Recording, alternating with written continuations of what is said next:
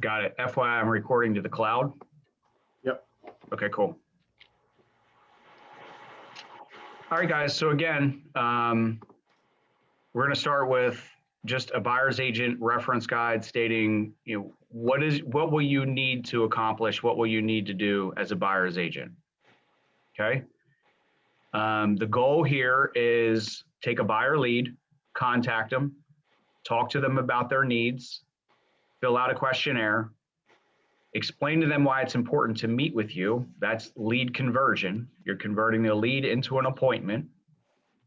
And when you have the appointment, you're going to do a buyer consultation. Okay.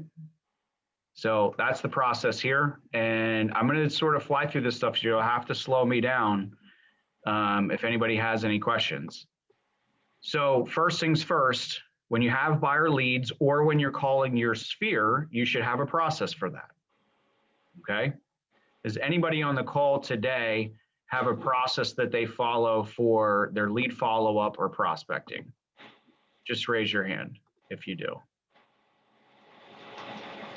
So Brian, you have some sort of way to prioritize who you're calling and what you're doing during your prospecting time. Would you mind sharing that with us? I use like smart plans, and it kind of just tells me what to do every day. Nice. All right, so that's in a perfect world, and you're probably light years ahead of even I. So what I have here is a written process, and what Brian's saying is you can have in your command, you can have a smart plan that tells you who to follow up with that day. So if you have all of your prospects and contacts in command and you have them on a smart plan, then when you log into your homepage here, this summary of tasks on your homepage is going to tell you who to contact and when. Okay.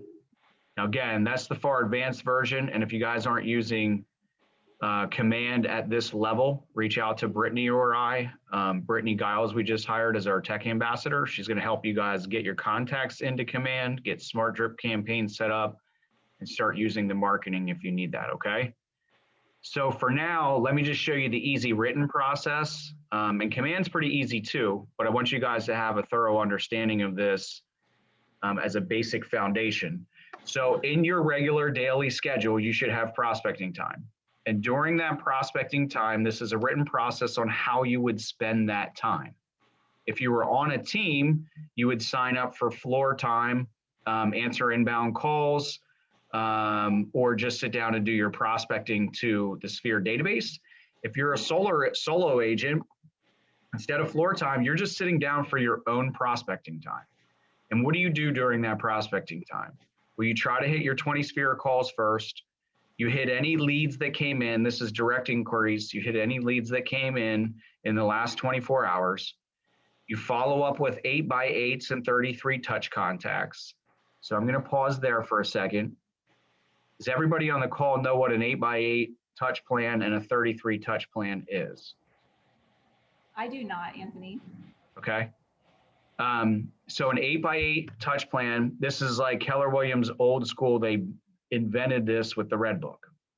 And other companies started, insurance companies, builders, everybody started doing it because it's so effective. What 8x8 means is when a lead comes in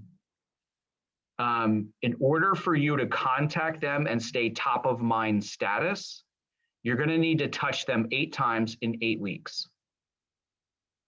Now, this is from like 15 to 20 years ago.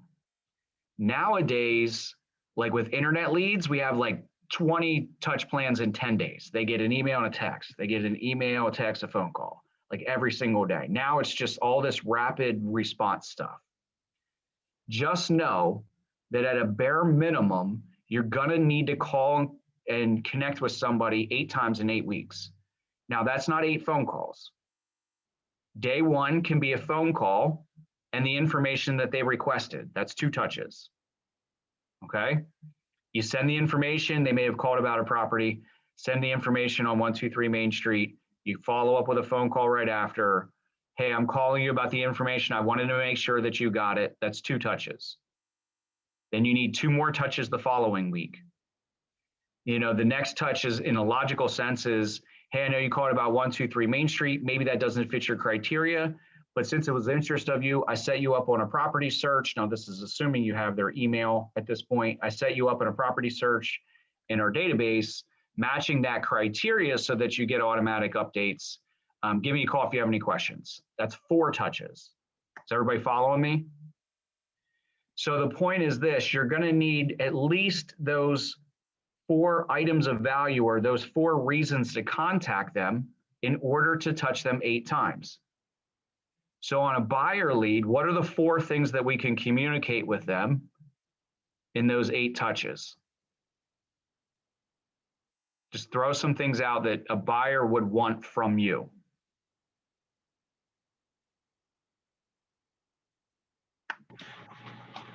Additional information on the house. Okay. Available.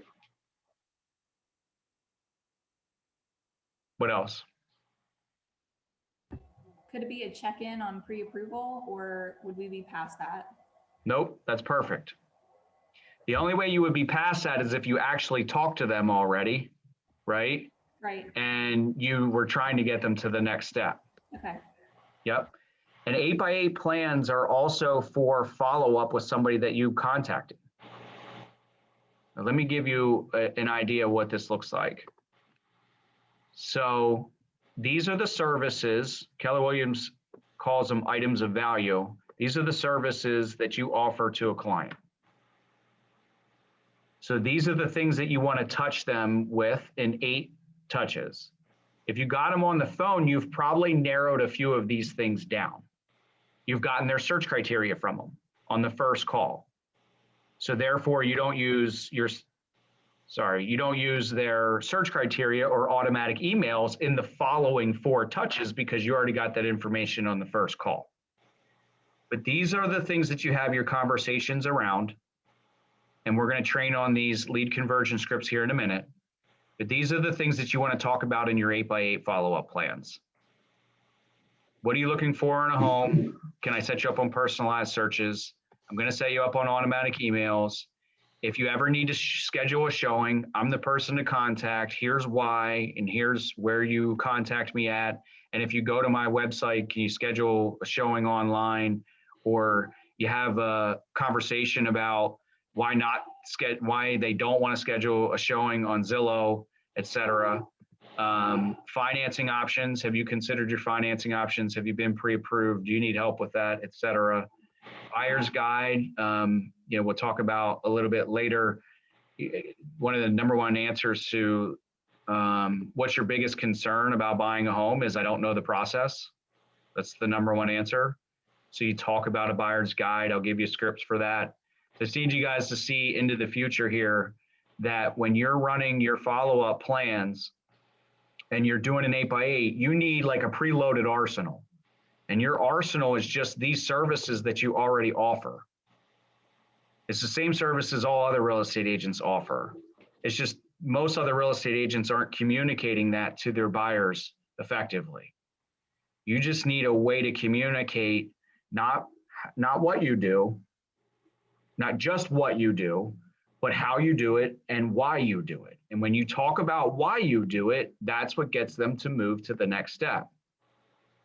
I'm getting a little out of my step-by-step here, but I just need to show you for a second what the why means, okay? So let's talk about this for just 1 second. So I had mentioned if you ask a first-time home buyer, what are you concerned about the process? If that's my question to the home buyer when I'm talking to them, what are you concerned about the process? And the answer usually is, I just don't know the steps, or I don't know what the process is. And when you explain to them about why they should meet with you, you can say, well, I hear that all of the time. And what I find is that it's best for people to have a guide along the way. And if we get together next Tuesday or Thursday, since you're interested in moving forward and buying a home, I can give you a buyer's guide showing you the whole process so that you have a reference guide at any point in the process. You'll know what comes next. That's explaining to them why it's important for them to look at that buyer's guide. It's important to them because they'll have a reference guide, and it's important to them because they'll know what next step is coming up, whether you are telling them or not. They now have a guide to tell them. Does that make sense? If financing is a concern of theirs, well, if we get together next week, I can show you a buyer cost estimate and advise you on financing so you know your buying power, what funds you may need from you or from seller's help. Okay, so one thing that's important is for you guys to understand is when you do a script like this, you want to take somebody else's script and write it your own way. This stuff sort of rolls off my tongue. I wrote it and it doesn't even make sense in the written format.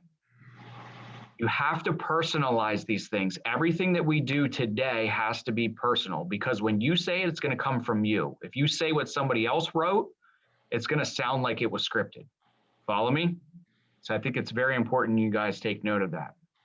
Now, does everybody understand how we're trying to frame these conversations by explaining to the consumer why it's important for them to do these things and why you do them for the consumer? Do you guys follow me? And do these scripts sound like you're explaining the why? I'm getting some good head nods. Okay. All right. So now going back to the 8x8, you're sitting down at your follow-up prospecting time. People in your 33 touch are the people that are in your sphere of influence, and they are also on a command drip campaign. And you have scheduled calls with people in your sphere of influence once a quarter, or if they're really good people in your sphere of influence, once a month. And I know we cover all of this in productivity coaching, so a lot of you guys have already heard that, so I won't dive down into a rabbit hole on that. Just know that if you get your contacts into command and you have them set up on smart drips, hitting those smart drip people is part of this follow-up 8x8 and 33 touch plans. Okay? The direct inquiry leads is calling leads that came in or leads that you just generated, and buyer pool leads. And on a seller side, that's circle prospecting. That's just taking a list of leads that came from somewhere and you're just calling them cold. That's why it's a D priority. A priority, call your sphere. B priority, any leads that came in. C is follow up with 8x8 and 33 touch. And when I say C, that doesn't mean you get it done tomorrow. That just means it's the third thing you do today, and it has to be done during that prospecting time. The buyer pool lead calls is old leads that you haven't been able to contact yet. And you're just really trying to warm up some cold traffic. Okay. And this would be the same for circle prospecting. The goal when you do those is let's just make some new contacts, just get into some real estate related conversations so that those people end up on an 8x8 follow-up plan. Okay. What are the questions so far? Do you guys understand what you need to do for your prospecting time in order to sit down and prioritize who you're calling and when? Are you gonna give us this your slides? Yeah, I'll just take all this and put it into one shared Google folder and go from there. Okay. Yep. So just real quick while we're there, I had mentioned I put together a whole bunch of trainings for this. So some like this buyer agent reference guide is from my team in probably 2012. Here's the disclaimer. Some of this stuff isn't from Keller Williams. So don't be alarmed if you see Select Realty Services on the buyer's guide. It was originally from Keller Williams and just had, some of the content modified. So at the origin, it's all Keller Williams training. It's just been modified over the years, and I put it all back together for you guys today. So, all right, let's roll. So after you do your prospecting time, you're going to take your leads, you're going to put them into a database, you're going to categorize them A, B, or C. A's and B's go on 8x8 follow-up plans. C's go on 33 touches. And then here's just some quick notes on a buyer's call. I'll run down through here. Speed counts, if you guys aren't familiar with that already. So you have 3 to 7 minutes to contact a lead that just came in. I think you should treat your referrals the same way. If somebody from your sphere calls you and says, I know somebody who wants to buy a home, you should ask them, can I contact them right now? Or the very next best thing is you get a time that you can call them. You'll lose them if you wait too long or if you don't have a specific time to follow up with them. I'm just trying to give you guys best practices, okay? So while you're on the phone with a lead, do not try to have a buyer consultation over the phone. You don't want to teach them the buyer's guide or what it takes to get financing over the phone. You're just trying to do enough discovery. This is important, so write this down. On your call, you're trying to do enough discovery to find the problem so that you can provide the solution. The most important thing you could do on a buyer lead call is ask enough discovery questions to find a problem so that you can propose the solution. Otherwise, you really don't have very much reason to ask for an appointment. This is why the whole industry is just trended towards, I'll take you out and show you a house. It's because it's really the only problem we're providing a solution to right out of the gate. And again, that's okay. Just don't skip the rest of the consultation in the process. You will need to find a way to circle back and sit these folks down and do a consultation with them. And by the time we're done today going over that consultation, you'll see why. It's all about setting expectations, which just makes both parties happier. All right, so let's keep moving. Your goal in the buyer lead call is to schedule a consultation or a meeting with that buyer. It can be at a property. And you take your buyer guide with you and do a consultation at the property. All right, so we fill out a lead sheet. Why do we fill out a lead sheet on the first phone call? Anybody humor me? Why is it important to fill out a lead sheet? Prompt you for what questions to ask. Okay. So this is a lead sheet. How much of this do you think you can get answered on the first phone call?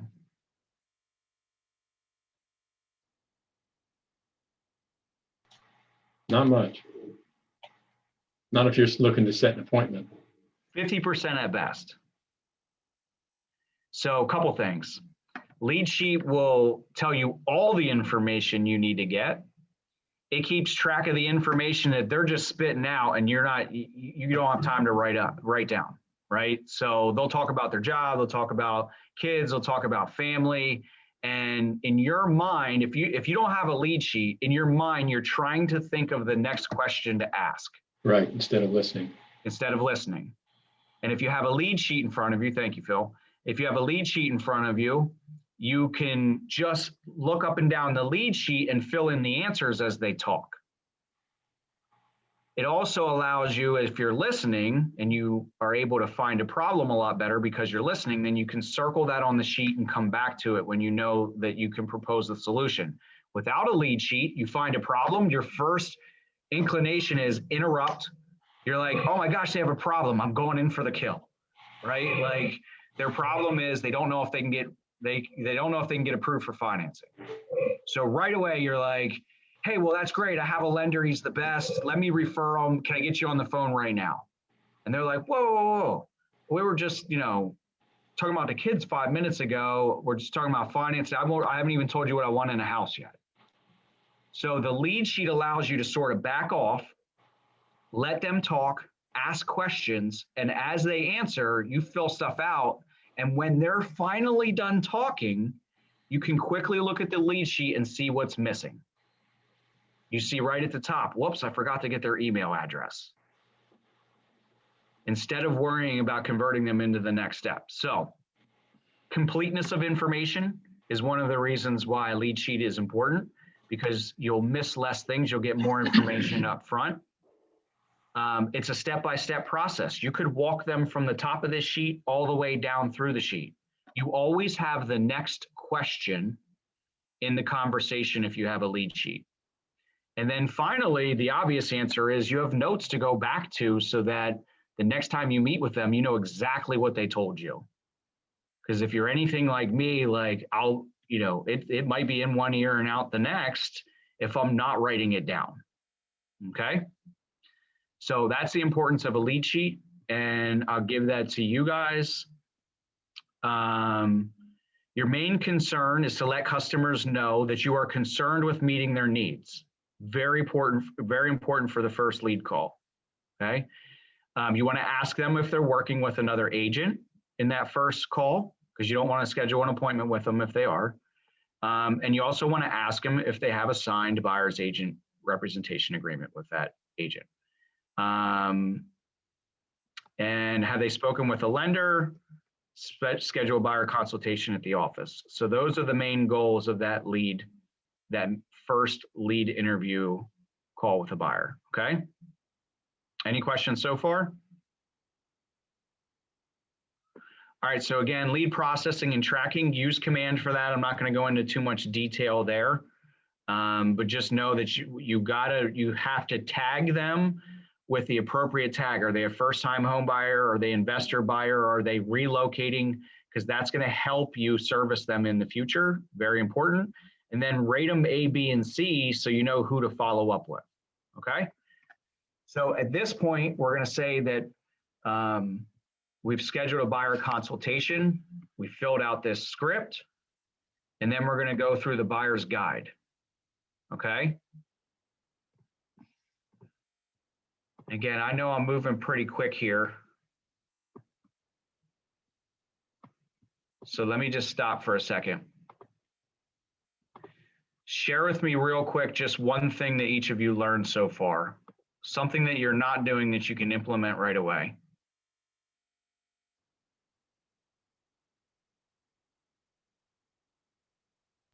The prospecting calls.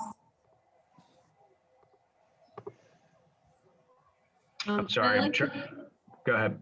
Oh, I like the idea of the lead sheet because it gives you something to go off of, and then you have something to talk to them about on the next appointment. And like me, it's hard to remember everything. So I like the idea of writing that down and having those questions available. Cool. Katie, was that you at first? Yes, I was just saying, I'm not sure if you were specifically talking about this questionnaire, but I was just saying in general, the prospecting calls and how to do it is something that we're not doing that we need to be doing. Perfect. Okay. I'm going to set up a 33 touch for a lot of these leads I have that I never connect with. Yep. And you want that 33 touch to be mostly automated. Yes. Yep. Awesome. Anybody else want to share something that they learned or something that they can, in general, from 2 o'clock till now, something that you learned and something, or something you can implement right away? I like the lead sheet as well, just to keep everything, organized and, remember to ask them everything you need to ask.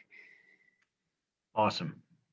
Then you guys will love the seller lead sheet too, because that actually goes into the type of personality that the seller is, which is super helpful when you're trying to communicate with a seller. They, tend to be a little harder on you as an agent. So we'll cover that too. Good deal. All right. Well, before I talk about the buyer's guide and in the consultation, I almost skipped this step. I want you guys to know and understand the things to use, the value propositions to use in order to convert into an appointment, but also to use so that you can talk about your services and explain why your services are important to anybody that you talk to. So these are the conversations that you need to have with a lead who's going to eventually buy a home. They're also the conversations that you need to have with your family and friends about why you do these services, why it's important that they refer their friend to you. And if you can teach these things to your sphere, and they can communicate them clearly to their audience or their family and friends, then you're likely to get that, you're very likely to get that referral. So Phil, you might remember this from the business planning that we did, but one of the things I used to do is I would take anybody who would refer me leads or refer me family and friends, and I would sit down and do a buyer consultation with them like they were the buyer, even if they had no plans on ever buying a house. Because at the end of that consultation, one, it was fun, gave us a reason to get together, have dinner, do it at the restaurant, and just hang out. And they'd get a kick out of it. Maybe bust my chops a little bit along the way. But what I got out of it really was like they were then able to communicate what I do, why I do it, how I do it with the consumer that they were referring, which gave it so much more credibility. Like, hey, you need to talk to Anthony. He actually does this thing where he has a guy that walks you through every step in the process. And so that's sometimes it's all they had to say, right? Or if he was talking to somebody who is a move-up buyer, meaning they already own a home and they're moving up into a bigger house, he would say, hey, you know what? He actually goes through this buyer lifestyle questionnaire that would get you and your wife on the same page. So he knows why I was doing it, and he was able to talk about that, and then the referrals land a lot easier. And they know, like, and trust you before talking to you if they know why you're doing it, okay? So again, on the buyer side, these are your list of services, but also called items of value. The reason why, if you guys took Ignite and you did the value proposition part of the training, we talk about turning your services into value propositions. Well, a value proposition is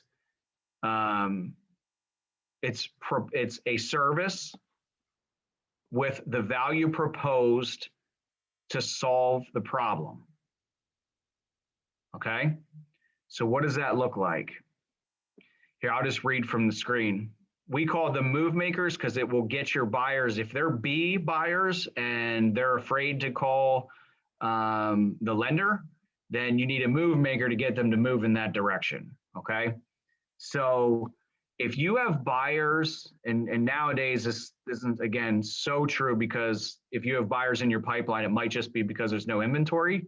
But when there is inventory, if you have buyers sitting in your pipeline and they don't have the motivation to move forward, a lot of times it's because they don't understand one of these parts of the service, or because we're not doing one of these parts of the service well.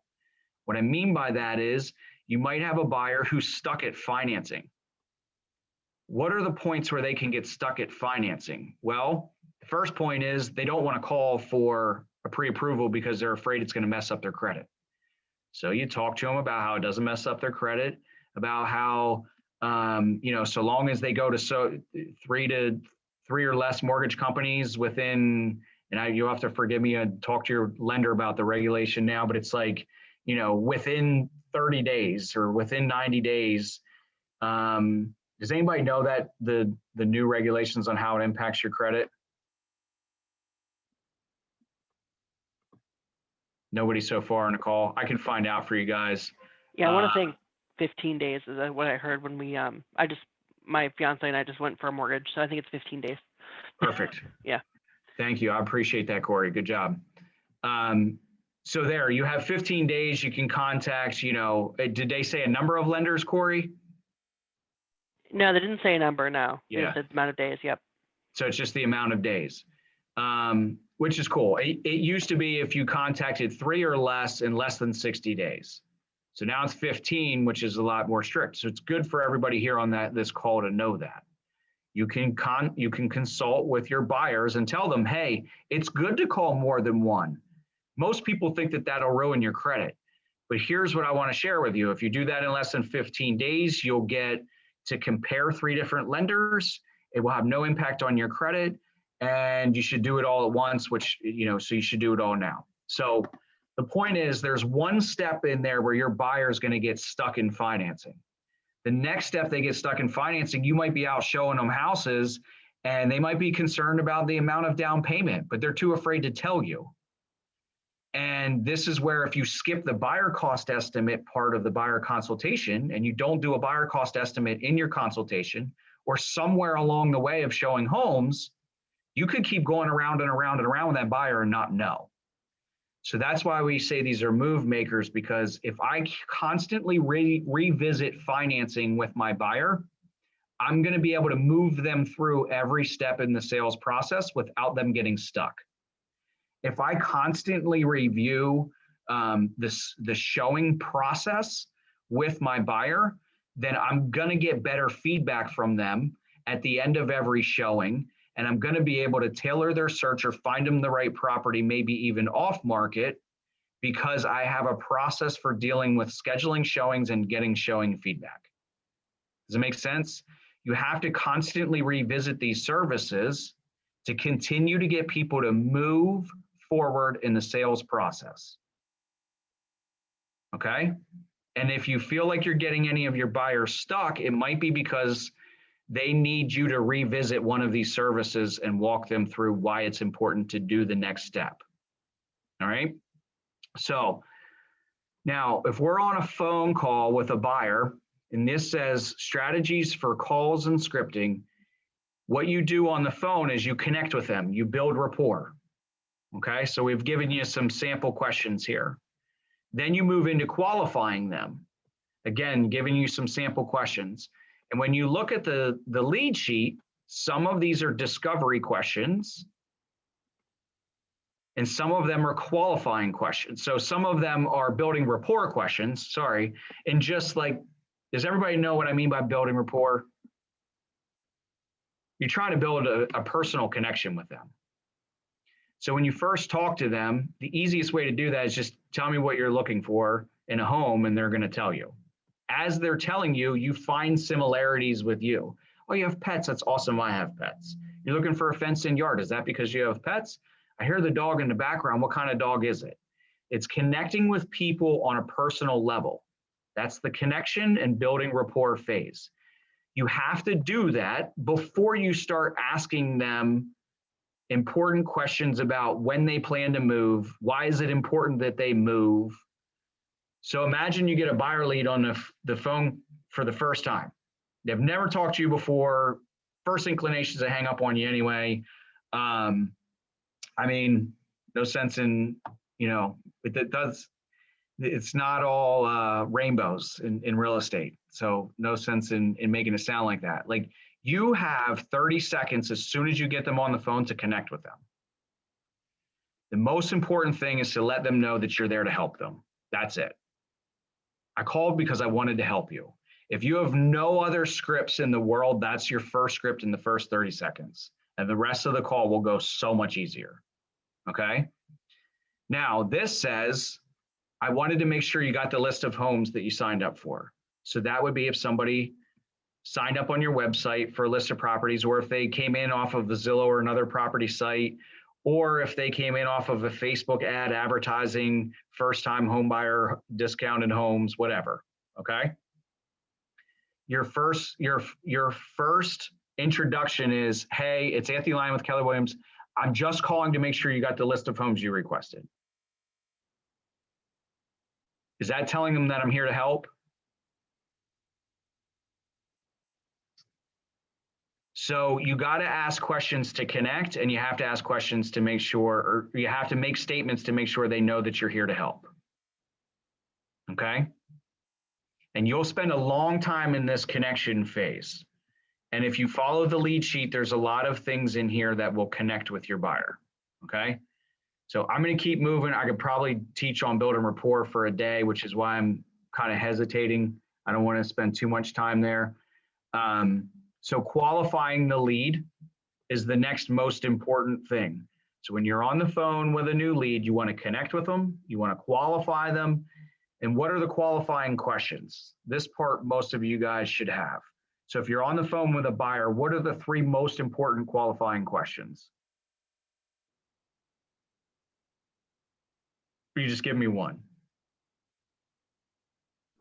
Do you have a pre-approval? Great job. One more. Right.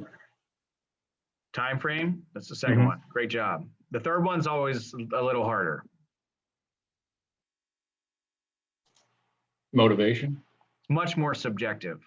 Motivation is actually a really good bullseye for it. Do they have, we call it, do they have the ability to make a decision? Mm. Because you could have people who are really motivated and are stuck on making a decision. You could also have people who know what they want, they can make a decision that way, but don't really have any motivation, right? They don't really have a strong need to move. Mhm. So all of that is the right answer. You have to find out if they have a strong need to move and they have the ability to say yes. One of the ways that that really gets you tripped up is you might have a husband and wife with a strong need to move, but they don't have the ability to make a decision together. Or you have the non-decision maker on the phone as the buyer, and they're not, the loan's not in their name, and et cetera. And you're going to do all this work with that person, and they don't have the ability to make a decision. Somebody else is the decision maker. Okay. Now, so if they have all three of those, they have a strong need to move and they can make a decision. That's one. They need to move within 6 months and they are pre-qualified for financing already. That's an A lead. That A lead goes straight to a consultation. You need to move right into converting them and providing a value proposition, find a problem, provide the solution, get them into an appointment. If it's a B lead, you want to do the same thing. Find a problem, provide the solution, convert them into an appointment.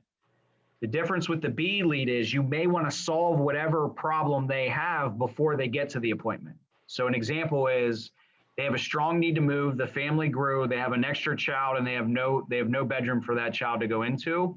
So they have to move in the next 6 months. They have a strong need to move.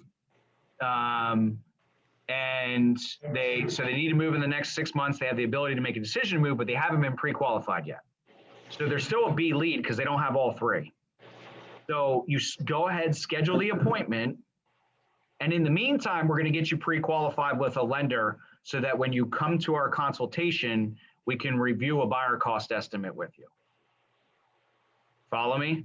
Mhm. So now you still want to schedule appointments with Bs. If it's a B, they're pre-qualified, right? They want to move in the next 3 months, but they really don't know what they want to do yet. They're just decision-making's not there. They're still a B.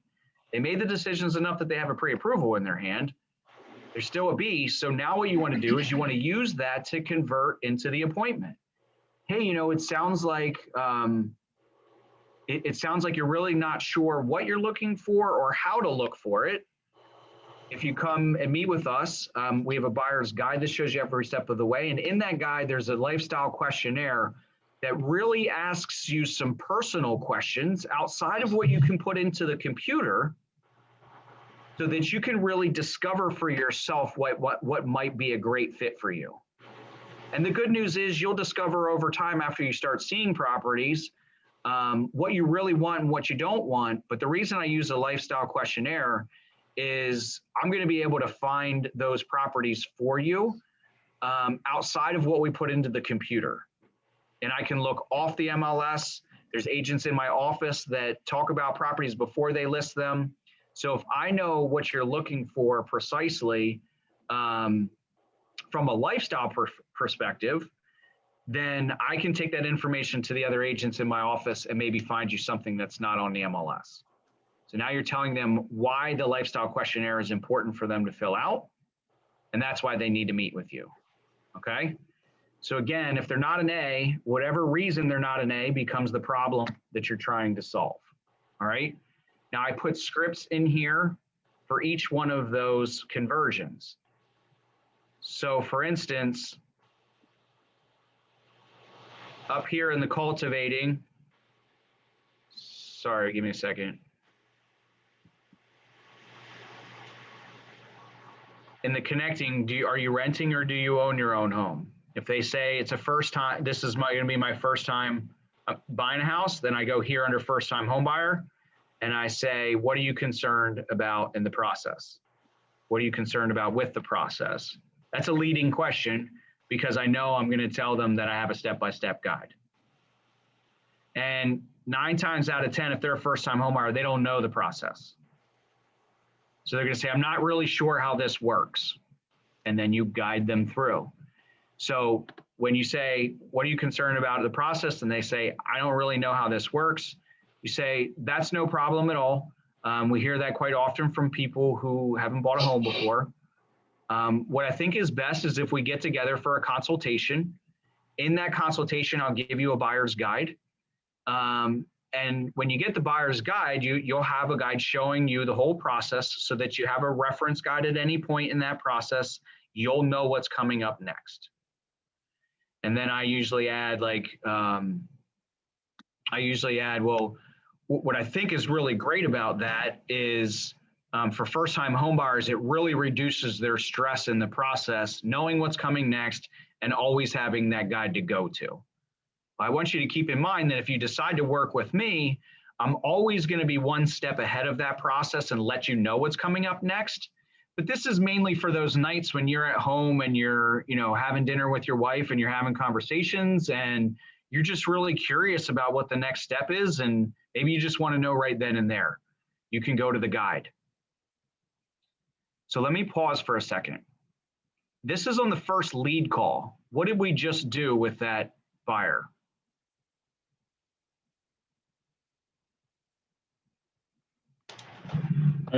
You've given them. Sorry, go ahead. I was going to say you've given them. I'll call it a teaser that they're going to get something serious item of value when they come in for the appointment. Yep. We've also started training them on what to do when they're at the table wondering what the next step is. Mm-hmm. We just train them to go to the guide instead of call us. Okay. We're training them on where to go for the information so that they're not calling us constantly freaking out, wondering what is going on. Now, again, I'm going to do the buyer's guide next. This is just on the first phone call. Okay. So moving along, if I ask them, first time home buyer, what are you concerned about in the process? And they said financing, I would say, well, that's great. Typically when I get together, the next step is we get together with folks in a buyer consultation. We go over a buyer's guide and a buyer cost estimate. And when we go over the buyer's cost estimate, I can advise you on financing so that you know your buying power, what funds you may need, and what funds we may need to get from the seller to help you with closing costs. And they're like, you get money from the seller to help me with closing costs? Yeah. Well, there's 2 different ways you can tell them that. You can say, hey, you should meet with me. I'll get money for you from the seller. And it sounds all salesy, right? Or you can provide it in a statement like this, which is a value proposition, stating what they receive from you in a consultation. They're 2 different types of messages. I hope you guys can see that. And again, I could train on that for a while, but we won't get stuck there. The next one is, well, I'm not really looking for a realtor. These are the responses that you get. Well, I was curious, are you aware of buyer agency in Pennsylvania? Do you know what that is? And they may say yes, they may say no, but I would always say, look at buyer agency as a relationship. The seller agent gets paid about 6%. You can't say exactly 6%. You could get in trouble for that. So you always have to say about. The seller gets paid about 6% or so to represent the seller. That seller's agent, seller pays them that 6% or so, and that seller's agent pays a buyer's agent 3% or so of their fee for the buyer's agent, who should negotiate the best price for you, the best contingencies and repairs, which are almost always needed. So now we've told them, again, why it's important for them to have a buyer's agency agreement. Does everybody follow me? This is also why it's important for you to meet with me, because so then I can protect your best interest.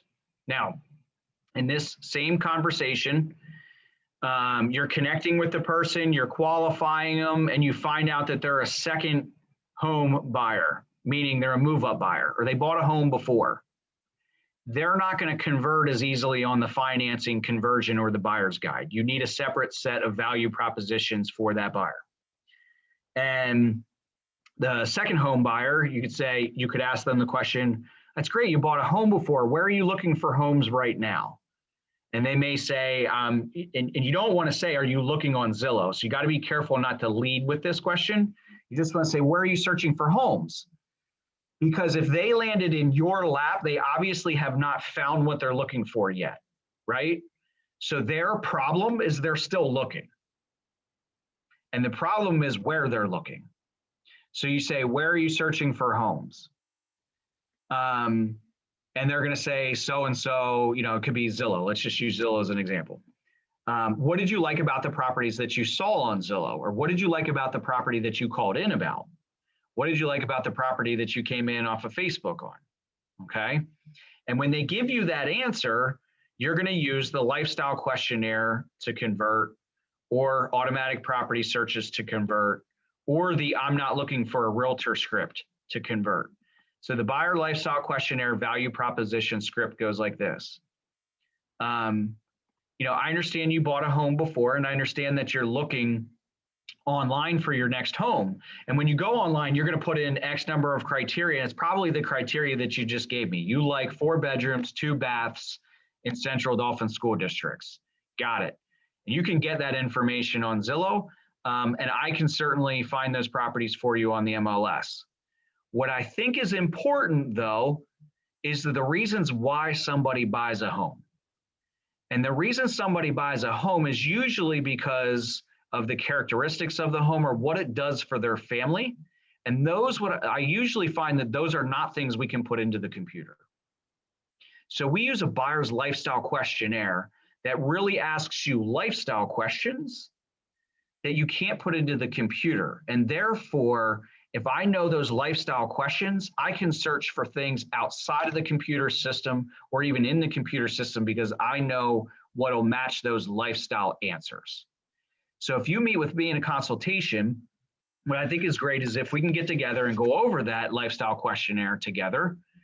We'll go over your lifestyle questionnaire, in which I'm going to get into the script. We'll go over the lifestyle questionnaire, which will ask you questions you may not have thought of, or you may not have thought about, such as how do you spend your time at home now? Are you more formal or informal? Do you like casual or do you like formal floor plans? This way you get to meet me and I get to meet you. And if our team views a home or visits a seller's home who's not on the market, we'll know if it's something that will fit you. That way you don't miss out. Does that make sense? So you're offering to match them up with off-market properties by having them fill out a lifestyle questionnaire that is going to ask them lifestyle questions you can't put into the computer. Okay. And I'll get more into detail here in a second on that. Automatic searches, I think we covered that already. If you were to meet with me and we do a lifestyle questionnaire, I can do manual and automatic searches for you, getting properties that match your criteria. Automatic searches is just a simple script, as I can show you all the properties on the market from this point forward as soon as they hit the market. So that's it. I just wanted you guys to see just how you can script your value for each one of these services and propose the why you would use these services to the consumer to get them into an appointment. What questions do you guys have so far?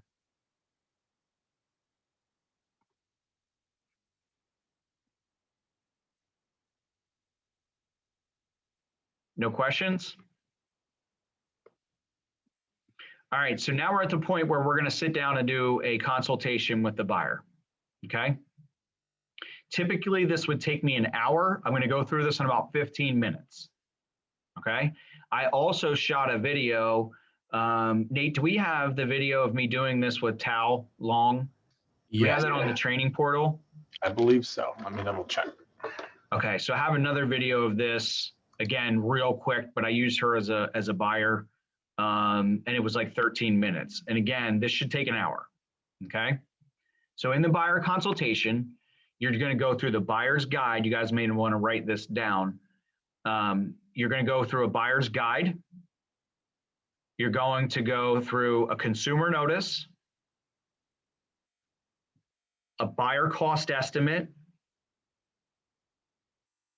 And at that point, then you can ask them to sign a buyer agency.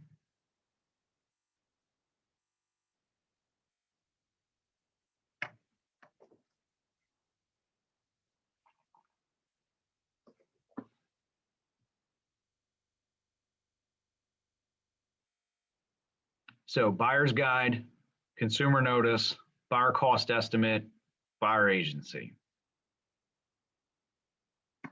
Now, after you go through this buyer's guide with them, you've really earned the right to ask for a buyer agency. I hear a lot of people get tripped up on, and I used to be the same way. Like, it's difficult to ask for like your family and friends to sign a buyer agency contract. But if you sat down and you explained to them what you do, how you do it, and why you do it, at that point, you've earned the right to ask them. Okay? All right. So let me just get this sorted out so I can move through here and get a good view of this for you guys. Can you guys see that okay?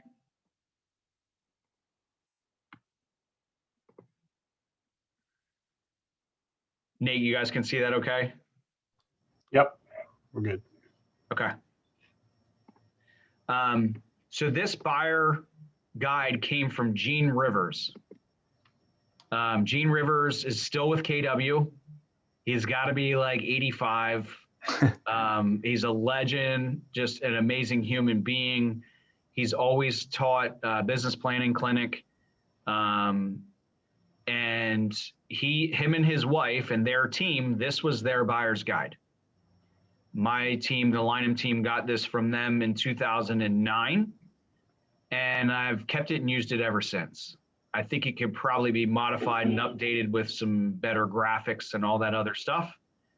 And by the way, guys, you can go to Command and get buyer presentations, buyer consultation presentations, and put this content into it, okay?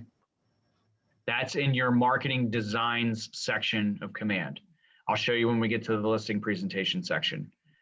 So again, I want to stress that you guys should take this information and you should make it yours. It's the best way for you to learn it, internalize it, and make sure that when you go and do it, it comes from you and comes from your heart, okay? I'm going to teach you what I've done over the years, and then I want you to take this content and make it yours. So, in a buyer consultation, you guys are going to be my buyers. Nate, can you be my buyer? Sure. All right, buddy. Thanks, man. So I'm going to sit down with Nate. He's going to be my buyer, and then I'm going to go through this consultation. And again, I'm going to mainly teach and not ask Nate a whole lot of discovery questions. But when you're in the consultation, you want to mostly be asking the questions, okay? I just want to make sure I cover all the expectations that you need to set and any of the scripting that you need to get covered, okay? So Nate, appreciate you coming in today. Super excited to meet you, and I'm glad you got your pre-approval. So I'm sure these are some pretty big life goals for you. Tell me just real quick, before we get started, why is it important for you to buy a new house? Well, we need the space for my family. It's growing, and we've always wanted to move out into this area. So it's really important to us. That's awesome. School district. So your family's growing, and you said the school district is important. Yes. Awesome. Why is the school district important to you? Well, it's a good school district to be in our county, and for the kids. That's awesome. And so for your kids, and I know it sounds kind of obvious, but do you mind me just asking again, like, why is it important for your kids to be in the right school district? Well, to get the proper education and the one-on-one training or education that my kids need. Okay, perfect. All right, so I'm going to pause the consultation for a second. You guys, I want you to understand what we just did. Every question that you ask in this consultation, you should be asking 3 layers deep. Now you won't, like, if they say, 1.5 baths, like maybe you don't have to go 3 layers deep on the half bath. But if they say school district, you better go 3 layers deep and understand why that's important. So what did we just do in me asking 3 layers deep? What did we accomplish? by going 3 layers deep versus just asking them why it's important for him to move?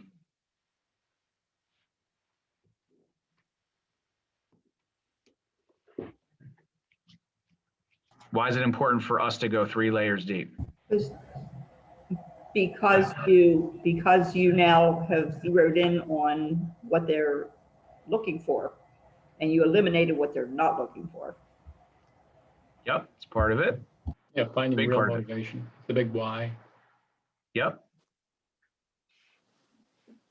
Clearly defining motivation. What else?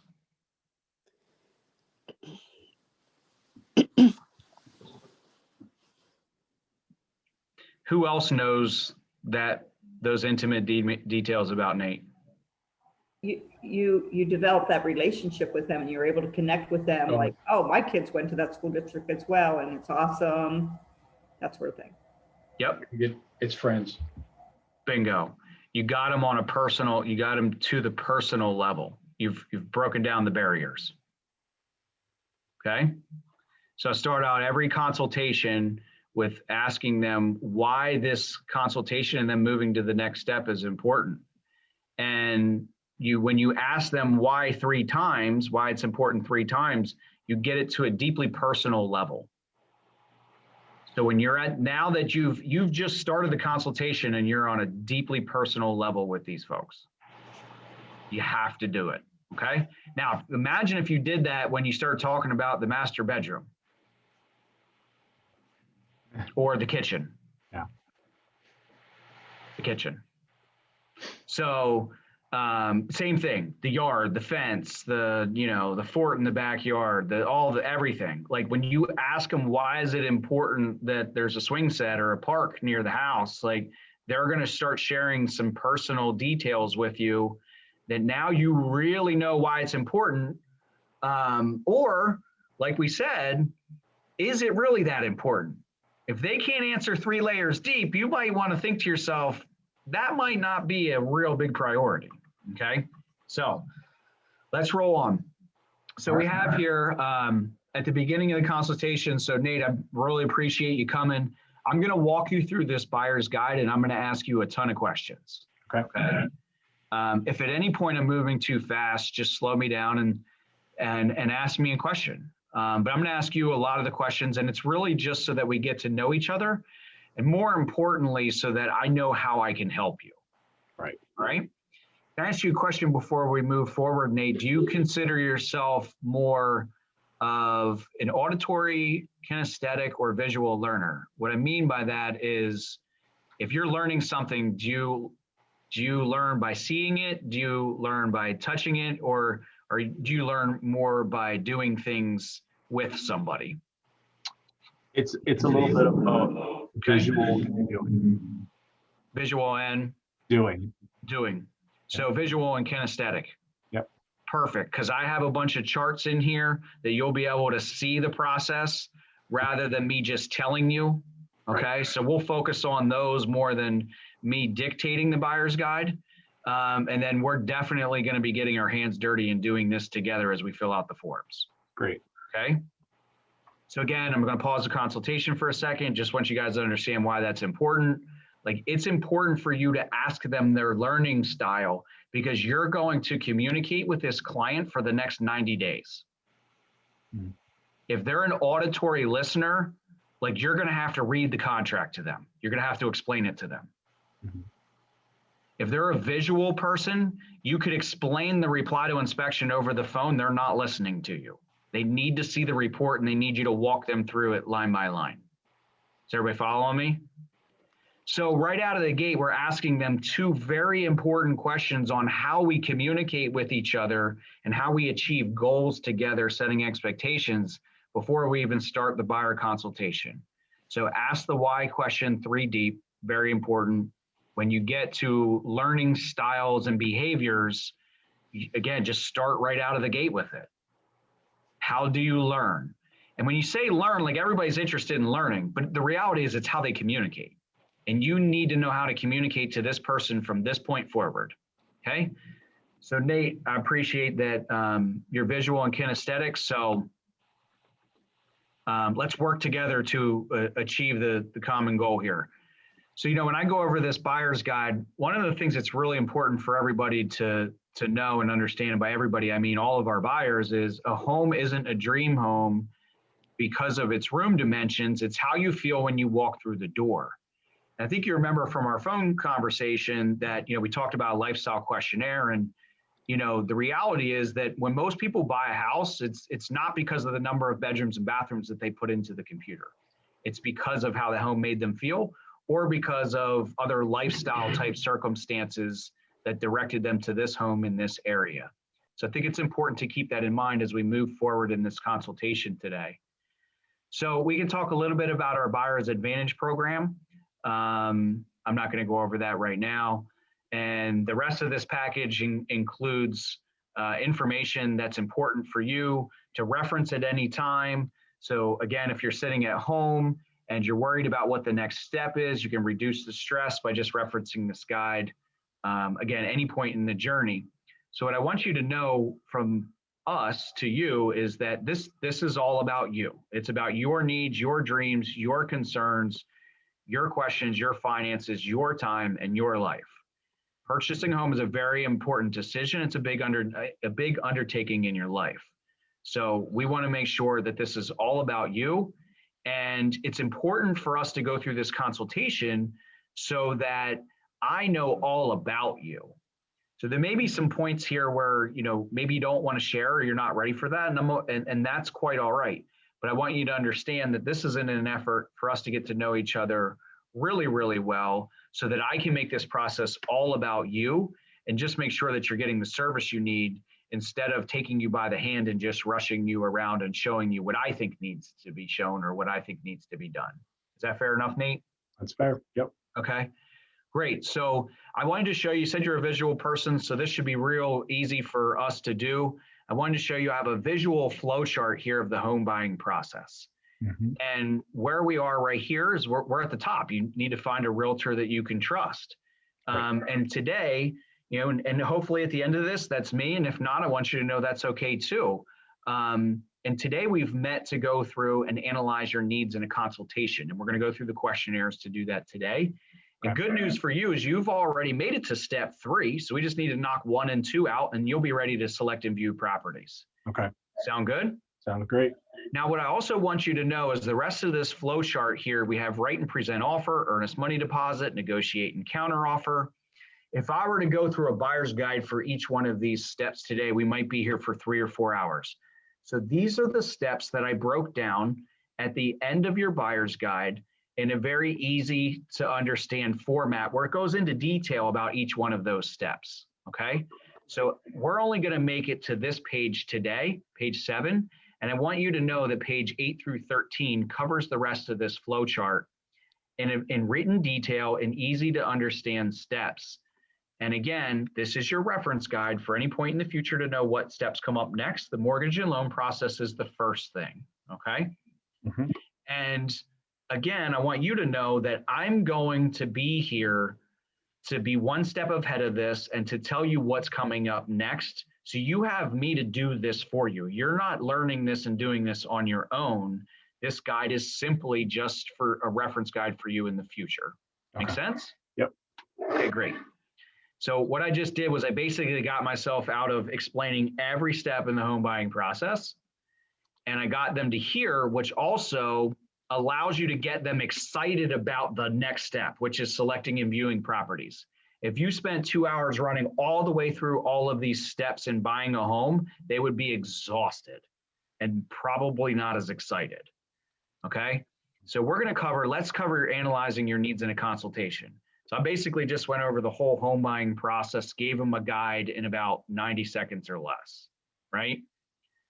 I don't wanna miss any of this. Like, what's important here is I've set the expectations for the buyer agency agreement at the end of this meeting. I've said we're here to see if you could find a realtor you can trust. They call that an advanced agreement. I'm getting them to agree, like, are you here to find a realtor you can trust? You can pause, mirror and match their behavior, just meaning like, are they really excited? Then you want to talk excited. But you want to, it's important to build rapport, talk about finding a realtor you can trust, mirror and match, and then just gain, you don't have to get them to say, yes, we're here for that. You just want to like see if it's off. If they say, if they're like, I'm not here for finding a realtor, then you know you have an issue right out of the gate. Okay. And you want to address it. I'm sorry, is that, what did you envision today's meeting to be about? You just take one step backwards. You take a step backwards because if they didn't feel like that was the expectation, you're not going to get anywhere in this conversation, right? So all I'm telling you is just take one step backwards and clarify, did you have a different goal for today than finding a realtor that you can trust? Yeah, I thought we were going to talk about financing. We are absolutely going to talk about financing. We're going to go over that. What else did you want to accomplish today? And you just let them get it all out. Again, most of this process and consultation is to get them to remove the barriers and walls that are going to stop them from working with you. So if you ever feel like there's a place where they say, I don't understand that, or that's not what I was expecting, you just pause, take one step back and address it. Okay. Now, getting back to the point of setting advanced agreements. That's why we have this consultation laid out in processes, because we want to tell them what's coming at the end of this consultation or what's coming up as the next step in this consultation so that they're already agreeing to it moving forward. So the way that I do that in this flow chart is when I say, we're here to analyze your needs in a consultation, I pause and make sure that I'm nodding my head yes. So today we're here to analyze your needs in a consultation. I pause and I make sure that I'm gaining their agreement. If they're like looking off to the left, you don't have agreement to move forward. If they're like, here's a great one for nowadays. If they're on their phone and they're not looking at you, you're not moving forward. Okay? Does everybody get where I'm going with this? You have to have their attention and engagement and get agreements from them at every step throughout this consultation. The easiest ways to do that are to pause and nod and then use affirmative statements like, does that make sense? Fair enough. You guys, now that I just told you what my advanced agreement is, you'll probably all hear it 100 times now. But that's it. You want to use positive affirmations to move them forward. Is everybody following me? Okay, there's another one. Are you guys following me? Does that make sense? Do you agree? Would that make you happy? Those are all positive affirmative statements that will get them to move to the next step. And if they're not paying attention to you, or they're not nodding yes, or they're not answering your affirmative statements, then you can't move forward. You have to stop and pause and see if you're off on your expectations. Okay? All right, let's keep rolling. So the next thing we're going to cover, Nate, is our lifestyle interview. And like I talked about, these are the questions that we ask, one, so that we get to know you better. Two, so that we can help you find properties that may not be on the MLS. That could be through agents in our office. It could be through off-market properties. It could be through coming soon listings. This could also help me when I do my manual searches for you once a month, and I eliminate some of the computer criteria to help you look for things we maybe didn't see. I'm going to use your lifestyle questions to zero in on those properties that I think are a great fit for you. Okay. I may even use this to adjust some of your computer generated results to see if it's something that might fit what you're looking for. So would you be okay if I go ahead and use criteria to find properties for you that are not on the MLS? Yeah, that'd be even better. Awesome. Okay, so you're okay maybe answering some more personal questions here? Sure. Great. And you and your wife would be happy doing this together, or do you think you guys need to do separate questionnaires? I think we could do it together. Yeah. Cool. So you guys are pretty much on the same page. Before we do that, let me just show you real quick, like this wish list is typically what we would put into a computer. So I want you to know we're going to do that too. Okay. And when you give me this wish list, these are the things that I'll put into the computer to make sure that you get automatic emails sent to you day one when a property gets listed. Because, you know, I may be out showing you properties when something gets listed. So Right. I can't constantly be there to catch the property on day one, but this criteria allows me to do that, much like you might do on Zillow, although this is a little bit more detailed and I can put more information into the MLS for those automatic searches. Okay. But again, it's extremely important that we cover these lifestyle questions so that you and I are on the same page, so I can find properties for you that are not listed. Extremely important today when there's no inventory. Then the next thing we're going to talk about is the neighborhood of your dreams. Okay. This is going to tell me the area that you want to live in, or like you told me, your school district that's important to you. It's going to be a non-negotiable, right? Now, what I think is cool about this is if you tell me what you like about an area, I know we're going to stay within your school district, but maybe you want to be on the east end of town, and I know a neighborhood just like that on the west end of town, because my job's to know those neighborhoods. And if you say you like sidewalks and ranch homes and 2-car garages, we may not have considered this area over here, but it's my job to know the areas and put you in the right area. Does that make sense? Yep. This is really useful for the buyers that like aren't sure if they want to be on the east shore or the west shore. Okay, well, tell me what you want in an area, and then I'll find the right area for you. Now, what's most important here, Nate, and this may shock you, but out of the first 3 pages that we just filled out, this 4th page here tells us precisely what you're looking for. I want you to try to narrow all the things that you listed on your lifestyle questionnaire, the computer-generated list, and the neighborhood of your dreams, and I want you to rank them in the top 5. Do you think you can do that for me, Nate? Yeah. Okay, most people say no. The top 5, yeah. Yeah. Well, most people are like, well, what if I have more than 5? Yeah. Or some people may say, like, I don't know how I would narrow it down. Yeah. That's no problem at all. What I want you to know is the reason why this top 5 is so important. And the reality is a lot of first-time home buyers I work with, they really only get a top 3. So I just want you to know ahead of time, like that's typically how it pans out. Don't get me wrong. They're super happy when they get their top 3. It's just maybe sometimes the 4 and 5 just weren't important to them. Or maybe the 4 and 5 were things that didn't fit their budget and they were okay excluding those things. Right. So here's what's really important about this, Nate. You can change this at any time. This doesn't have to stay your top 5. Matter of fact, when I take people out to see their first round of houses, it changes almost every single time. What's important here is that you and I communicate every time we go out on showings on whether those properties met your top 5 or not, and why not. And if they didn't meet your top 5, do we need to adjust your property searches? Okay. Okay. Okay. So I'm going to pause the consultation for a second. Do you guys see what we just did? We just set all kinds of expectations. Like, first expectation is you need to narrow down your search. Like, you're going to have to prioritize it by a top 5. Second expectation is we need to have open communication and ongoing open communication about your wants and needs. Most of us, and I'm just as guilty as anybody else, buyer, especially family or friends, they tell us what they want. We think we know we think we know what they want, right? And then we just go out and show them homes. 3 months later, we're wondering why they haven't bought one yet. I haven't spent any time communicating, showing after showing on why it fit, why it didn't fit. We just agree that it didn't fit.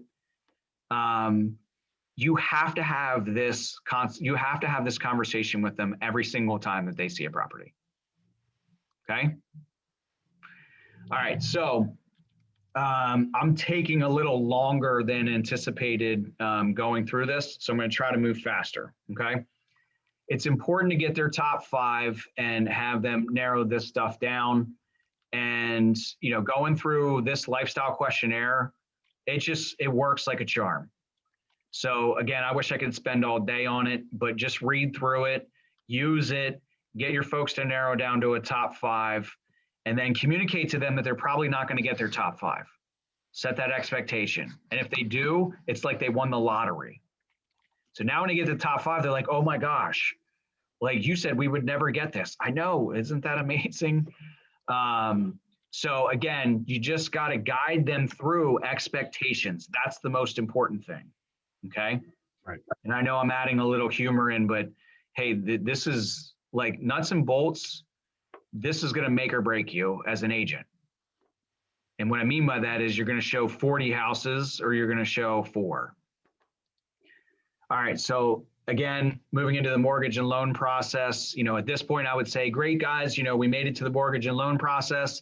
The next step is to go select and view properties. And, from there, once you find the right one, we write an offer, we get into the mortgage and loan process, and, you make an offer, you follow the rest of this buyer's guide, and so on and so forth. Okay. So that's the end of the buyer's guide.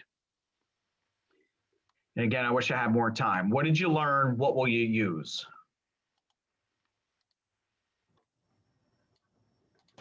I'm going to use the buyer's guide.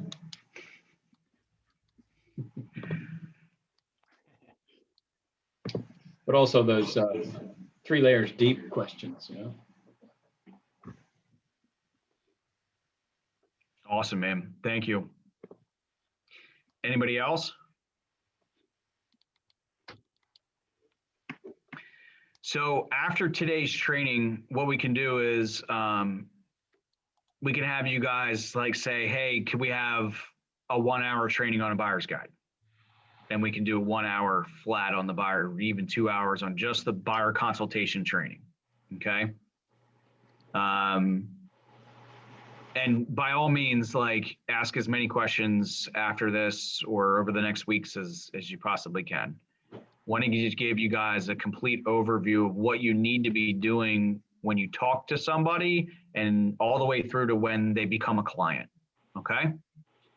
Are we doing good so far? Did you guys learn what to say to buyers and how to consult with them when you get them into a buyer consultation, when you have that first appointment with them? Yeah. All right, cool. Any questions before I move into listings? Hey, Anthony, I do have a question. Shoot. I know that it's like we're supposed to be going over some contract things. Mm-hmm. Are we going to go into like the buyer's agency agreement, like the document itself and things like that? Let's do this. So by show of hands, how many of you want to do buyer agency contracts? So we have a half hour left. Do we want to spend it on buyer agency contracts and getting those signed, or should we move into listings? I don't know what everybody else needs, but or will we have a separate contracts class like that for actually going through, like I know the attachments on the email, like the listing agreement, the contracts agreement of sale. Will we have a separate session for that? Yeah, I mean, I was trying to cover everything today. It's real easy to have some of these things drag out a little bit longer than they should. Well, probably should have scheduled a 4-hour training instead of 2. Let's do this. Let's do buyer contracts, buyer agency agreements today. We'll do seller presentations and seller listing agreements next Friday and just break them into 2. Would that help for everybody? Yeah.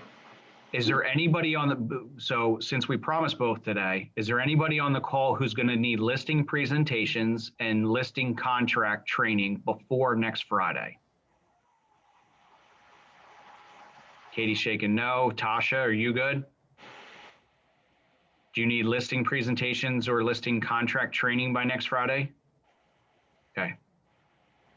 I heard you have some good leads coming in, so congratulations. I was gonna say, I mean, I might, but I mean, I'm good for now, so.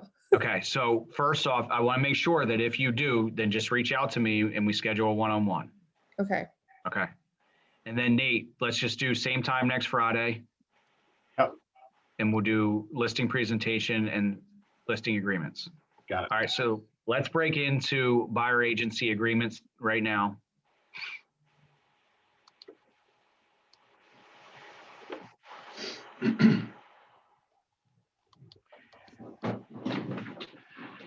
Can everybody see my screen okay? Yes. Yep.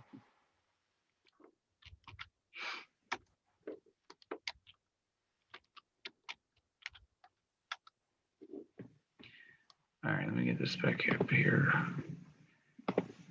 Katie, so hi, little guy. He just woke up from his nap. Awesome. All right, so I'm not going to go over does anybody need agreement of sale training? By show of hands, raise your hand if you need agreement of sale training. Katie? Yes. Christy, do you need agreement of sale training?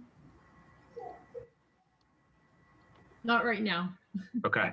So maybe for a separate time, but we would like to hope to go through like all of the ones that were attached on the email, like the main thing. So if we have to schedule a separate session, that would be great. Not a problem. Nate, Anthony, wasn't there a scheduled class that Kevin was going to do on contracts? Yeah, that's on the 24th of February. Okay. Okay, thank you. Yeah. Yep. So we're going to go over this today anyway. It's right in line with, the next step. So if you were at the end of your buyer consultation and you would say, so based on everything that we talked about today, and the next steps in your process, does it make sense for us to work together? And if they say, yeah, I'm ready, say, okay, great. The next step is just to take a look at a buyer agency agreement. Think of buyer agency as a relationship. What that means is when you sign this, I'm legally bound to protect your best interest. Now, I'd fill out the top, right? Ideally, you would have the top section of this filled out before they get there, and you're just writing in the buyer's name, okay? So you'd have the top section pre-filled with your information on it. And then you would say, this is the starting date of this contract is when we sign today, unless we put a starting date in here. And then the end of this contract, we typically do them for 6 months because that's about how long it takes for a buyer to get settled into their new home. Now, I'm hoping to do that faster because you want to move in 3 months and so on and so forth, but we still make it for 6 months long. We talk about the broker's fee. And when we talk about the broker's fee, we explain to them that, remember in our conversation and in our consultation, we talked about the seller paying a listing agent about 6% or so to sell their home, and that listing agent then takes a portion of that commission, somewhere around 3%, and they dedicate that to a buyer's agent to represent the buyer and the buyer's best interests. And that's so that the seller's agent can represent the seller's best interest.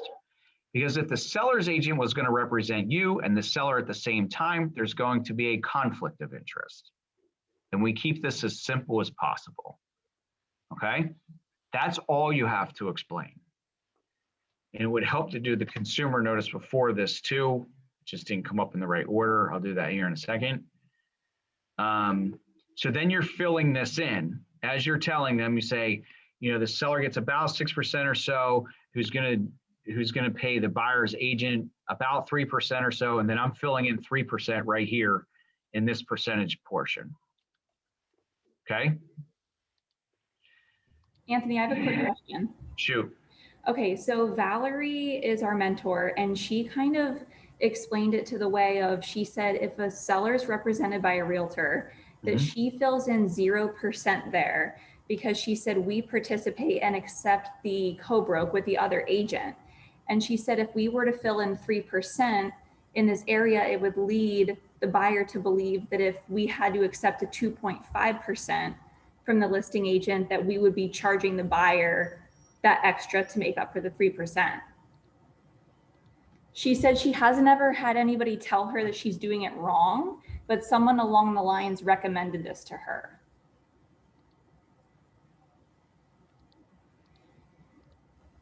Does she put 0 in the percentage or 0 in the purchase price or 0 flat? She puts 0 in the percentage area, because she said because we participate and we accept what the listing agent is offering and we have a co-broke agreement with them.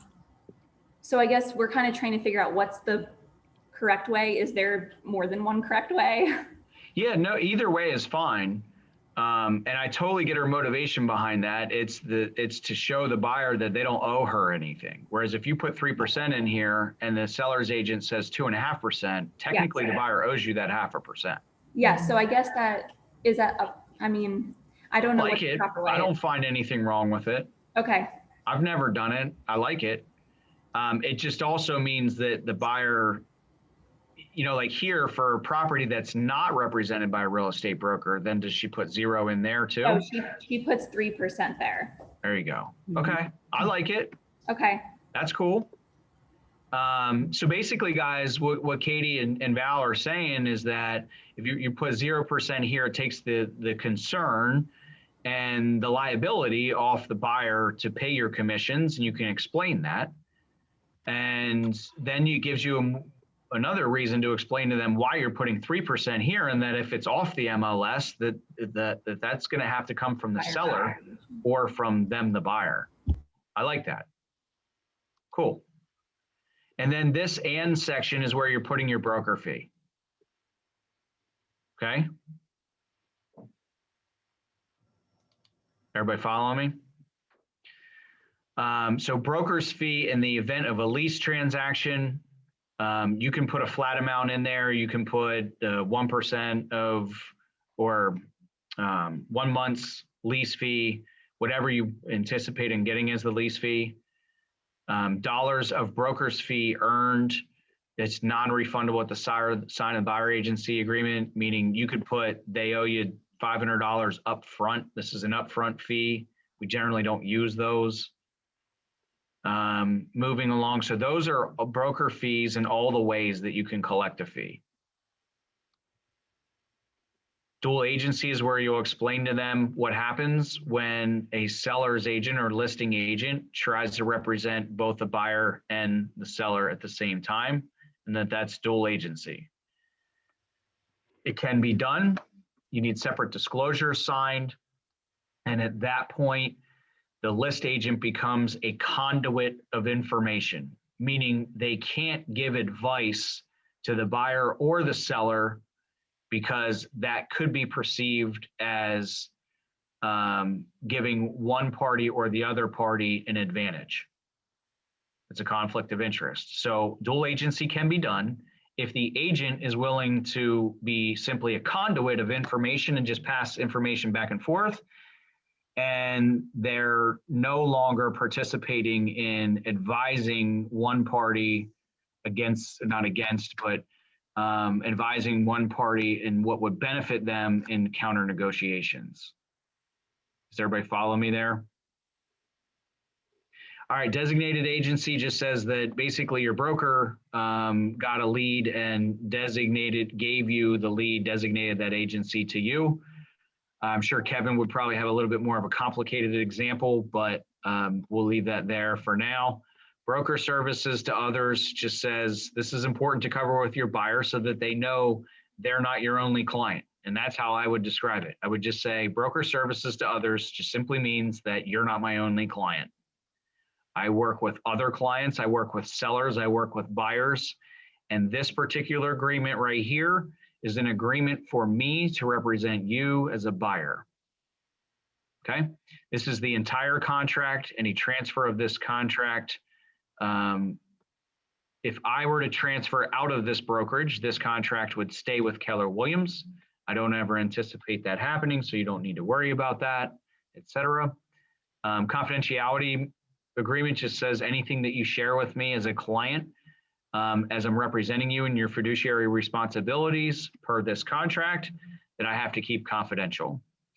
I promise to practice expertise of real estate and be a professional and follow the code of ethics for realtors, represent you in protecting your best interests in the fiduciary responsibilities in this relationship. That's expertise of real estate agents.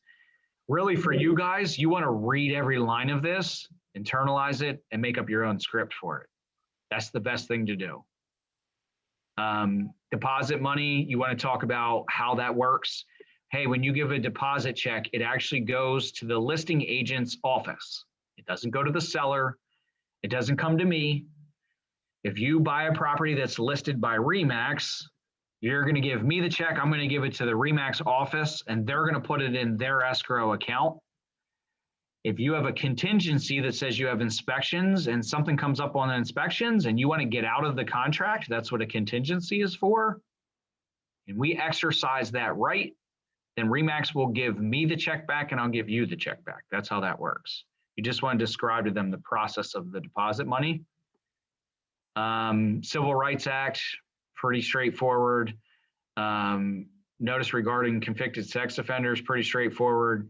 Buyer's inspections, this is where you'll want to explain to them that, and I usually cover this in the buyer consultation, but just in the buyer agency agreement, I just want you to know that you have the right to inspect the property, you have the right to inspect the deed and the title of the property, and you have the right for the appraiser to go in and do his own inspections if you're doing an FHA or federally backed loan. So those are the inspections. And because at this point you're filling out a buyer agency agreement, you don't have a property for them to buy yet. You're saying when you find the right property and we sign an agreement of sale, we're going to make that agreement of you buying the property contingent upon inspections. And again, it's my job to help guide you through those inspections and negotiate for your best interest. So I just need you to know that you have the right to those inspections when you go to make an offer on a property. Recordings on the property just talks about any person who intentionally intercepts oral communications by electronic or other means. Well, this must be new. Electronic or other means without consent of all parties. Buyers should be aware that seller's property may contain smart home technologies. Buyer hereby releases all brokers, licensees, and employees, officers, and partners from any liability, probably due to these recordings. So, all right, let me just give you like 5 seconds of background here. About 2.5 to 3 years ago, there was some big issues with sellers recording buyers coming into their property and listening to the feedback. And in some cases, they would hear the conversations about what the buyers were offering, what they were willing to pay. And you get the story. So this is now in a buyer agency agreement to alert the buyers not to disclose that information. And if you do, us as brokers aren't liable for it. Okay? The Real Estate Recovery Fund was set up for in case you as the consumer are ever frauded by a real estate agent. Us real estate agents pay into the recovery fund, and therefore, if you're ever frauded, you're actually due that money, and then the fund has to go after the real estate agent and get it from them. You don't have to worry about that with us. I've never heard it come up, never heard it be an issue, but it is real, and we need to disclose and tell you that is something that's out there. If you ever felt you were frauded by somebody, you could call this number. Just call me first and I'll make sure I work it out with you. And if we can't, then by all means, you can call the recovery fund if you feel you've been frauded. And then the rest of the buyer agency agreements, just the buyer's read the consumer notice. You've read this entire contract before signing. If the buyer is obtaining mortgage financing, buyer shall promptly deliver to broker a copy of the loan estimate and closing disclosure. Buyer gives permission for broker to send information about this transaction to buyer's fax number and/or emails.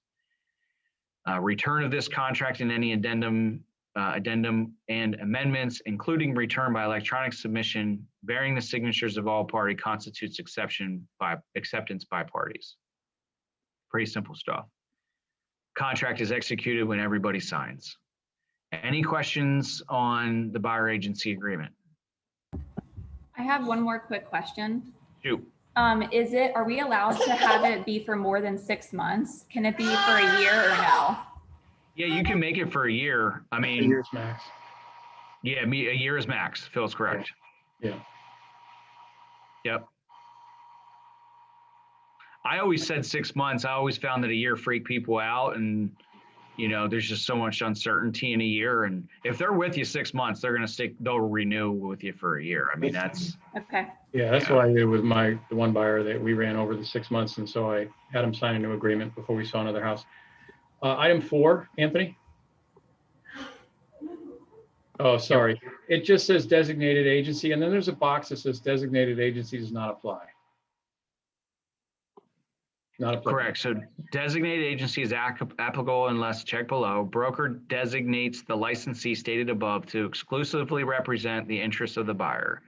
If licensee is also the seller's agent, then licensee is a dual agent, not a designated agent. Right. But if I'm finding it's my lead, I found her on the internet and that sort of thing, I check designated agency is not applicable. Is that correct? That's my understanding of it, but double check that with Kevin. All right. Okay, Okay. cool. All right, so next up, buyer cost estimate. Here's my 2 cents. Get the mortgage person to do it.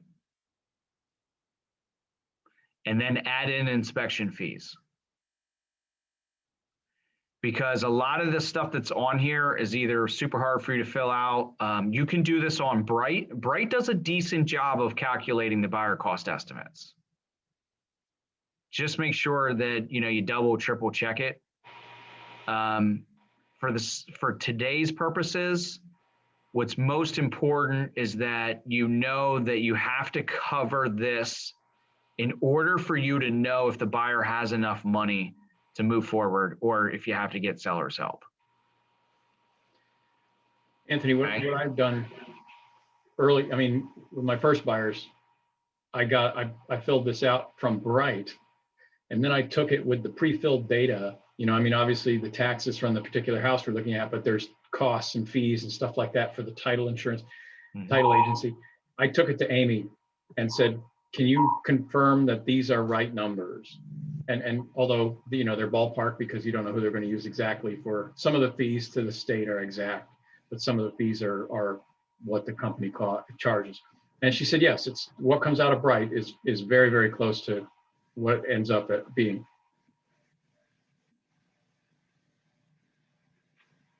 Okay. Yeah, I think Bright does a pretty good job. But like, go ahead. But like you said, I usually tell them that this is my estimate and that's all it is. The lender will give you the real numbers and we'll redo it again when we get close to closing. Yep, exactly.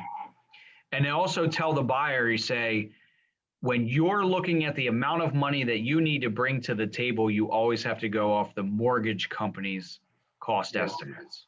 Yeah. For us as realtors, this is an estimate of your costs in order for you to calculate how much it's going to cost you from now until when you close on the home. The difference between our estimates and the mortgage company's estimate is our estimates include inspection fees, and the mortgage company's estimates do not include those upfront home inspection fees. So at that point, it's easy for you to I don't want to say get out of doing this, but it's easy for you to put the responsibility on the lender, use the lender's numbers, because that's the number they're going to use to close on the home anyway. And then you just need to know, you need to make sure that the buyer knows and understands that their home inspections are paid for upfront and outside of the number that the mortgage company is giving them. Does that make sense? Hi, I have a question. When we're doing these though, wouldn't we need to include like the closing costs from the transfer company as well? It's in there. Yeah. Say that one more time. So when we're doing a, let's say, especially like a buyers or sellers estimated costs, there's also additional fees that are being incurred from the transfer company. Should we basically project some of those costs in the sheet as well? Are we expected to do that? Yes. Okay. transfer tax is in the sheet, right? Automatically calculated on the price of the house. But all of the other fees, let's say Amy at our office is doing the settlement, all of her like notary fees, all of Yes. her, those type of fees. Yep, that shows that's pre-filled with Bright. Okay. All right, great, thanks. Yep. And again, would be on the mortgage company's buyer cost estimate. Yeah.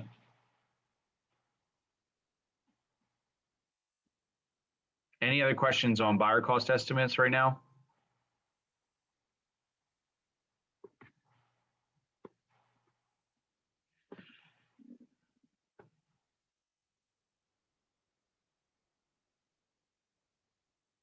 Let's do consumer notice. These are a little bit out of order, which is no big deal. Let's do consumer notice next.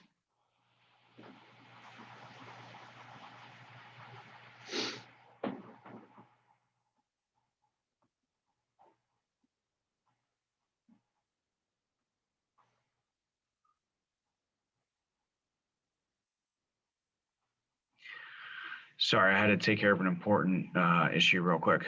All right, so consumer notice, when I would explain this to the clients, I would say, this is your notification to you as a consumer on how we protect your rights.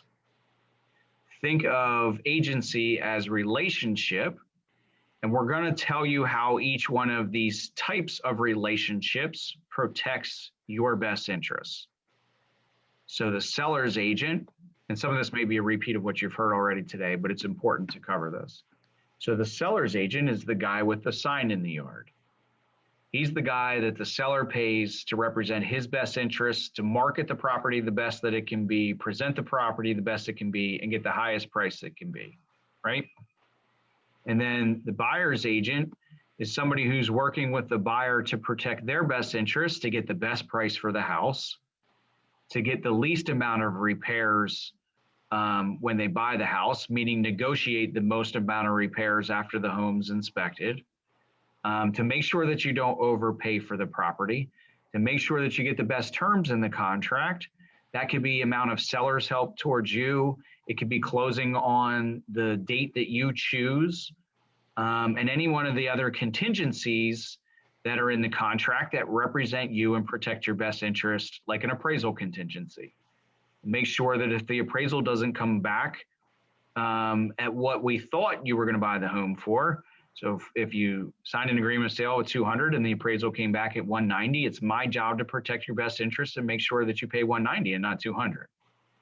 So that would be my job as your buyer's agent. A dual agent is somebody who's trying to represent the seller and the buyer at the same time, which creates a conflict of interest if they're trying to represent the best interests of both parties.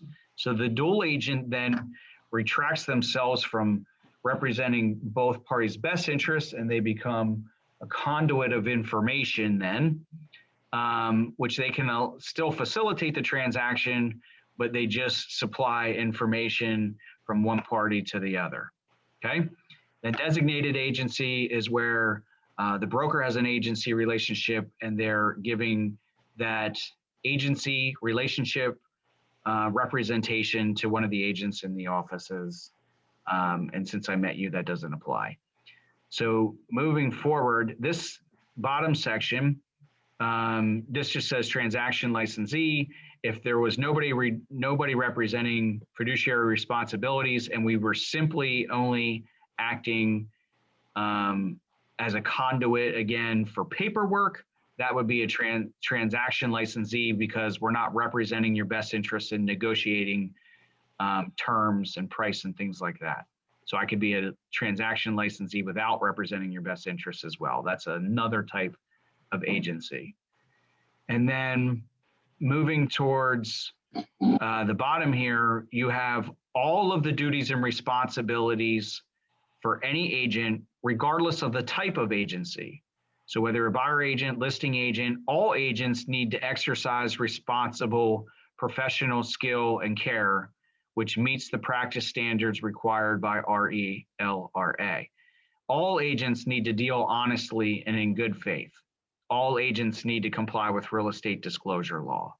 So this is your notification to you of your rights as a consumer. Your rights are to be represented by an agent to negotiate for your best interest in these areas. Does that make sense?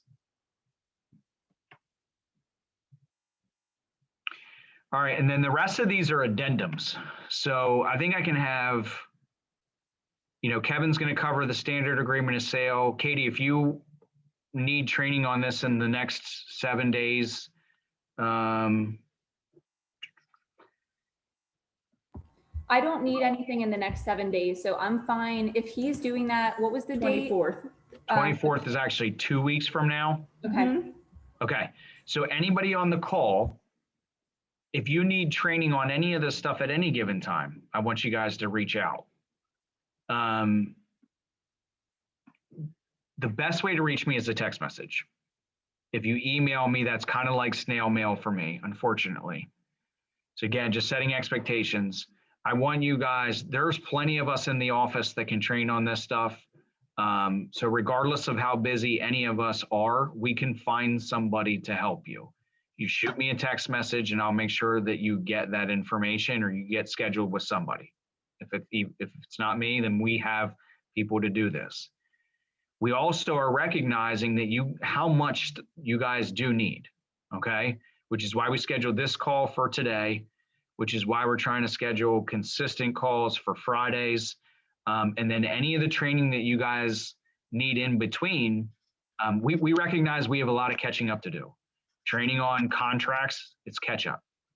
And then Nate's done a good job. He's scheduled this contract training. Nate, is it every other week on the training calendar? And then what's the title? Because sometimes, like when I go into the calendar, you could see all the training that's on there, but it's hard to like find what you need. Yeah, it's hard to find what you need. You're talking about for this specific class here? Just contract, like new to business agent. Yeah, it'll say new agent training as the headline, go. and then dash whatever the course description is. Okay. So guys, first things first, check out the training calendar, look for new agent training. That's either going to be these presentations and consultations or contracts. And then we're just going to keep doing this over and over again until everybody gets trained up. And then we're going to schedule it often enough that when the new people come in, that they have it every week. Okay. So we're going to make this a consistent thing. Is there anything else we can do to help you guys right now?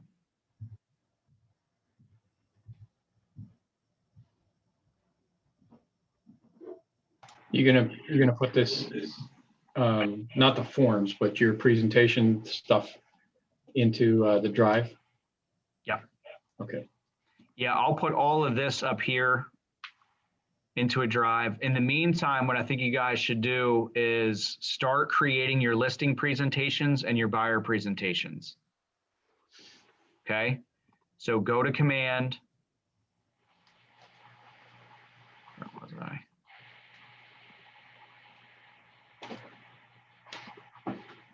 So when you go into command, you come down here to designs. Because once you have your buyer presentation and your listing presentation, you can run with it. Like all the stuff that I said today, the only reason why I'm able to say that stuff is because the guide's there, right? Like once you have the tool, it'll be easier for you to develop your own presentation and present. That makes sense? Mm-hmm. All right, so designs. Hold on a second. Find my way back there.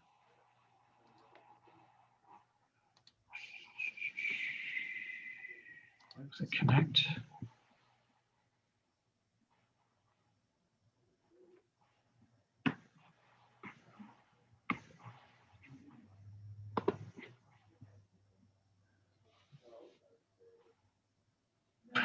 So I went from, just bear with me as I find my way back there. It took me back into my own command, but so I went from the command dashboard here to connect. Then once I got into connect, went to kwconnect.com over here on the right-hand side. Now that I'm here, the last time I came in here, I just typed in listing presentation.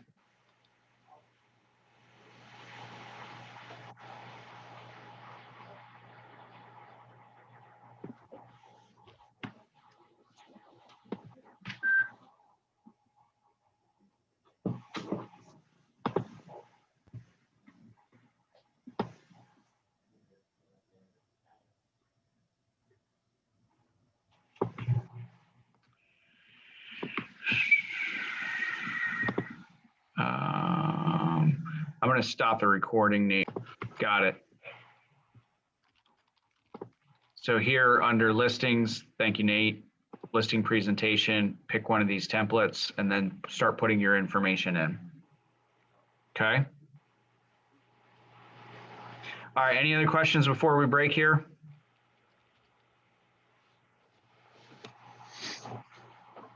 Anybody want to, again, share, so anybody who hasn't shared so far, it's something that you learned, something that you can use right away.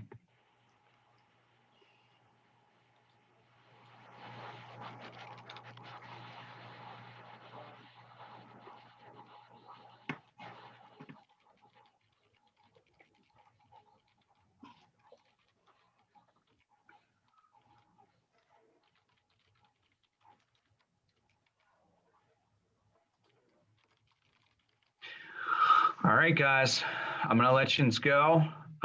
Just reach out to us if you need anything. And we'll see you again next Friday. If you're not able to make that, again, just reach out to us and we'll make sure we get you the training that you need, okay? Thank you. All right, you're welcome. Appreciate you guys coming on. See you. Have a good weekend, everyone. Yeah. And happy Valentine's Day.